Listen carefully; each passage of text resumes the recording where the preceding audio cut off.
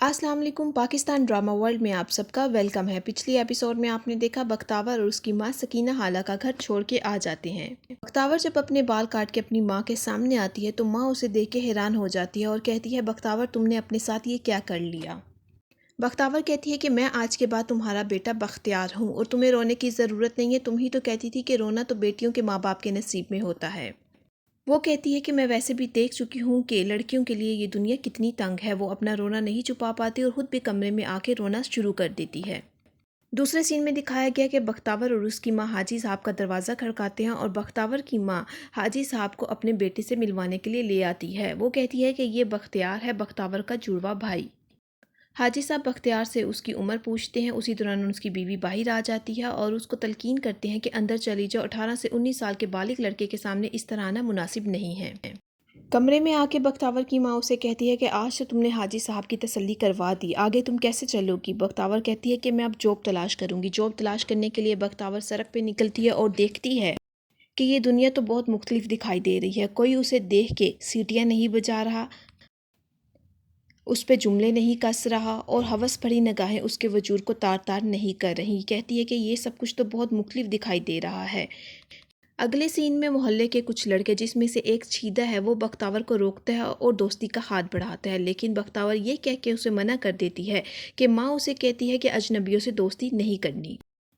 Bakhtawar job की तलाश में एक मेडिकल स्टोर पहुंचती है, लेकिन वहाँ पे उसे ट्रक में सामान लोड करने का काम मिलता है, जो कि वो इनकार कर देती है। अगले सीन में बख्तावर बस पर चढ़ती है और अगली सीट पे बैठ जाती है। एक हाथ उसके कंधे पे आके उसको हिलाता है और कहता है कि ये लेडी सीट है, पीछे जाके बैठो। बख्तावर परेशानी की हालत में पीछे जाके एक मर्द के साथ बैठ जाती है। दूसरी तरफ गफ़ार भाई बख्तावर के मामा को कॉल करके सारी गुमशुदगी का पता बताते हैं और सारी तफसील बताते हैं। मामा कहता है कि तुमने सारी तफसील मुझे पहले क्यों नहीं बताई। वो कहता है कि मैं तो समीना की वजह से चुप था। बख्तावर परेशानी की हालत में बेड पे बैठी होती है कि उसकी माँ कमरे में दाखिल होकर उसके फिर एक बार समझाने की कोशिश करती है कि बख्तावर, ये जो तुम कर रही हो वो बहुत मुश्किल है। मर्दों के काम ढूंढने निकलोगी तो तुम्हें मर्दों के ही काम मिलेंगे। हम रुखी सुखी खा के गुजारा कर लेंगे लेकिन झूठ की ज़िंदगी नहीं गुजार सकते। जिस पे बख्तावर आगे से जवाब देती है कि हमने कोई बहुत बड़ा गुनाह तो नहीं किया, ये बस मुश्किल वक्त गुजर जाए। दूसरी तरफ गफ़ार भाई को शकील नामी शख्स रास्ते में रोक के बताता है कि उसकी भांजी और साली का पता चल गया है। शकील बताता है कि वो टीपू रिक्शे वाले के साथ केमारी के आखिरी स्टॉप पे उतरे हैं। वो ये बात सुनकर खुश हो जाते हैं और उसका शुक्रिया अदा करते हैं। गफ़ार भाई फ़ौरन बख्तावर के मामा को कॉल करता है और सारी तफसील बताता है और मुबारक देता है कि बख्तावर और उसकी माँ का पता चल गया है, वो फ़ौरन शहर आ जाए। अगले सीन में दिखाया गया कि बख्तावर कमरे से बाहर निकल रही होती है तो हाजी साहब भी वहाँ से गुजर रहे होते हैं और बख्तावर को कहते हैं कि तुम लोगों को यहाँ पे आए हुए 20 दिन हो गए हैं, तुमने कोई काम शाम भी ढूंढा है या अभी तक फारिग हो। वो किराया वक्त पे देने की उसको याद दहानी करवाते हैं। दूसरी तरफ बख्तावर का मामा जो है कराची पहुंच चुका है। शकील भाई उसे पिक करते हैं और बख्तावर और उसकी माँ को ढूंढने का काम जारी कर देते हैं। वो मुख्तलिफ मोहल्लों में जाते हैं और बख्तावर और उसकी माँ का पूछते हैं, लेकिन कहीं से भी कोई खबर नहीं मिलती। एंड पे वो हाजी साहब की बिल्डिंग के पास पहुंच जाते हैं, जहाँ से बख्तावर और हाजी साहब नीचे उतर रहे होते हैं कि बख्तावर उन्हें देख के फ़ौरन वहाँ पे रुक जाती है। वो हाजी साहब को कहते हैं कि एक माँ और बेटी जो है अपना घर पर छोड़ के आपकी बिल्डिंग में रहने आए हैं। हाजी साहब बताते हैं, लेकिन मेरे यहाँ पे जो रहने आए हैं उनका एक बेटा भी है, अगर आप उनसे मिलना चाहते हैं तो मैं आपको मिलवा कर तसल्ली करवा देता हूँ। वो मना कर देते हैं और बख्तावर भी ये सारी बातें सीढ़ियों में खड़ी सुन रही होती है। वो वहाँ से चले जाते हैं। बख्तावर जॉब की तलाश के लिए एक बार फिर घर से निकलती है, लेकिन शीदा उसको रास्ते में रोकता है और उसका पीछा करके कहता है कि आओ तुम बाइक में पीछे बैठो, मैं तुम्हें उतार देता हूँ। लेकिन बख्तावर बार बार उसे मना करती है। बार बार मना करने पे शीदा उसे कहता है कि कहीं तुम लड़की तो नहीं हो। ये बात सुनकर बख्तावर परेशान हो जाती है और उसकी तसल्ली के लिए उसके साथ बाइक के पीछे बैठ जाती है। दूसरी तरफ बख्तावर का मामा गफ़ार चाचा को कहता है कि तुमने मेरा वक्त ज़ाया करवाया, पहले पक्की खबर तो ले लेनी थी। शीदी जो है बख्तावर को लेकर चाय के ढाबे पे पहुंच जाता है और उसे चाय पीने पे असरार करता है, लेकिन बख्तावर मना कर देती है और कहती है कि मैं यहाँ पे गप्पे हाँकने या चाय पीने नहीं है, मैं जॉब की तलाश में आया हूँ।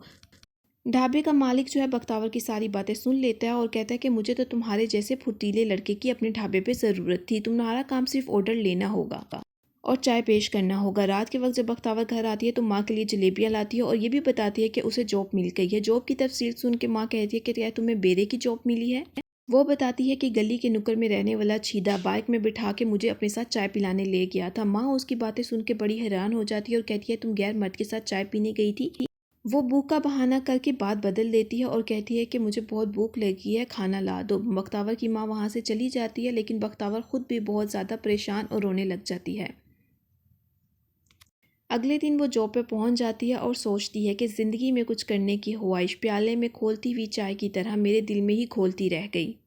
ज़िंदगी भी कितना कुछ दिखाती है। दूसरी तरफ मोहल्लेदार हाजी साहब की बीवी से पूछती है कि तुम्हारे मोहल्लेदार कैसे हैं। वो कहती हैं बहुत कुन्ने हैं, पूरा दिन दरवाज़ा खिड़की नहीं खोलते। बख्तावर जॉब से वापस आ रही होती है कि चीदा एक बार फिर उसका रास्ता रोक के कहता है कि आओ तुम हमारे साथ सिगरेट पियो और ताश खेलो, लेकिन बख्तावर ये कह के मना कर देती है कि मुझे ये सब कुछ नहीं आता। चीदा बख्तावर को सिगरेट का कश लगाने को कहता है, लेकिन बख्तावर बार बार मना करती है, लेकिन चीदा ज़बरदस्ती उसे कश लगवा देता है। बख्तावर की हालत ख़राब हो जाती है और वो घर आ जाती है।